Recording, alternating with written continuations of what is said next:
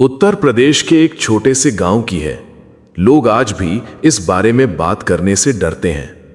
करीब 2009 की बात है। एक पुराना मकान था जो कई सालों से बंद पड़ा था। गांव वाले कहते थे कि वहां पहले एक परिवार रहता था जो अचानक गायब हो गया। एक दिन शहर से आए 3 दोस्त अमित, विकास और सोनू ने उस घर में रात बिताने का फैसला किया।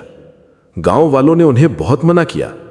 गांव का बुजुर्ग, उस घर में रात मत बिताना, वो जगह ठीक नहीं है। लेकिन तीनों हंसते हुए वहां चले गए। रात के करीब 11 बजे वे घर के अंदर पहुंचे। घर में धूल जमी हुई थी, दीवारों पर अजीब निशान थे।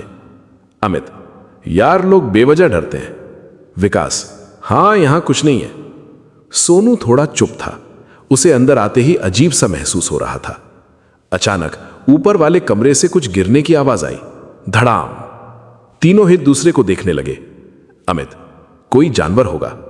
वे टॉर्च लेकर ऊपर गए। ऊपर एक कमरा था जिसका दरवाजा आधा खुला हुआ था। जैसे ही अमित ने दरवाजा पूरी तरह खोला, अंदर का नजारा देखकर तीनों सन्न रह गए। कमरे की दीवारों पर नाखूनों के गहरे निशान थे और फर्श पर सूखे खून के धब्बे। सोनू, चलो यहां से। तभी दरवाजा अपने आप जोर से बंद हो गया, धड़ाम। तीनों अंदर फंस गए। अमित ने दरवाजा खोलने की कोशिश की लेकिन वो नहीं खुला। अचानक कमरे का तापमान ठंडा होने लगा और फिर दीवार पर धीरे धीरे कुछ लिखना शुरू हुआ, जैसे कोई अदृश्य हाथ खून से लिख रहा हो, तुम भी यहीं रहोगे। सोनू डर के मारे चिल्लाने लगा, विकास, ये सब क्या हो रहा है? अचानक कोने में खड़ी एक परछाई हिलने लगी। वो धीरे धीरे इंसान का आकार लेने लगी।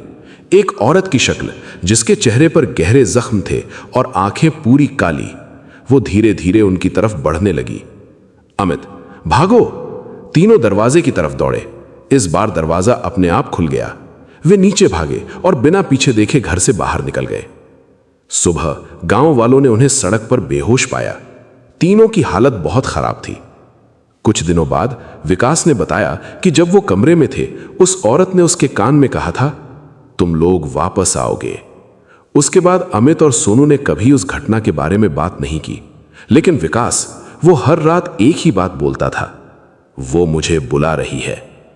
1 महीने बाद विकास अचानक गायब हो गया और सबसे डरावनी बात, गांव वालों ने कहा कि उस पुराने घर के ऊपर वाले कमरे में अब 4 लोगों के पैरों के निशान दिखाई देते हैं।